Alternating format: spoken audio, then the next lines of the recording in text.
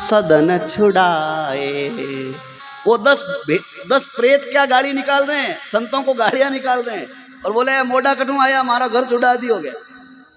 ऐसे मोड़े कहां से आए, देखो अपना सदन छुड़ाए हैं। अरे कोई संत तो वैसे मोंड मुंडाए संत महात्मा, वैसे मोड़ा शब्द का तात्पर्य क्या है? मोहस्य डमनम कृत्वा इति मोड़ा, जो अपने मोह को डाले हुए उसको मोड़ा बोलते हैं।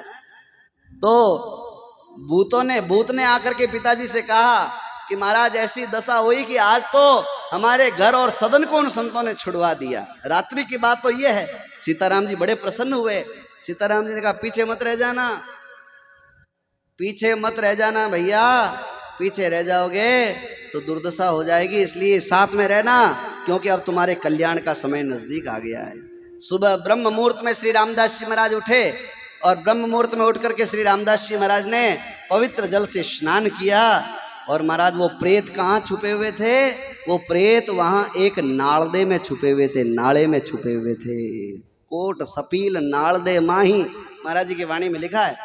कोट का गढ़ का एक नाला आ रहा था और वो नाला वहीं से गुजर रहा था और महाराज जी शिलाखंड पर विराजमान होकर के स्नान कर रहे थे और महाराज जी के शरीर का दिव्य पावन दिव्य शरीर का स्पर्श होकर के वह जल उस जो ही नाले के अंदर से अंदर गया, वो 11 प्रेत उसमें छुपे हुए थे। जल का स्पर्श होते ही 11 प्रेतों का उद्धार हो गया। बोलिए राम जी महाराज की।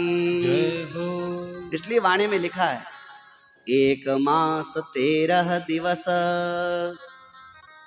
रहे देवगढ़वास, भूत 11 तारिया सतगुरु रामदास। 1 महीना और 13 दिन महाराज जी कहाँ रहे? देवगढ़ में रहे। और भूत कितने तारे? 11। 11 भूत तो गिनती के हैं, बाकी कितने भूत निकाल दी ये कोई गिनती नहीं है। वो भूत तो फिर दिखाई देने वाले या कष्ट देने वाले या कोई न कोई जो है पीड़ा पहुंचाने वाले वो भूत, लेकिन सबसे बड़े भूत तो अपने अंदर बैठे हैं। अपने अंदर बैठे हुए भूत कौन कौन से भूत?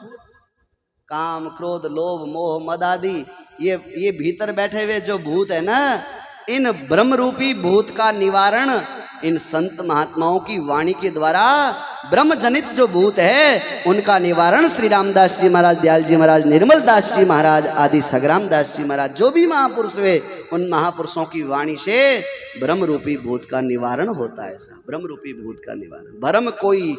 भरम कोई सतगुरु भांजे रे, माने साचो नाम सुनाए।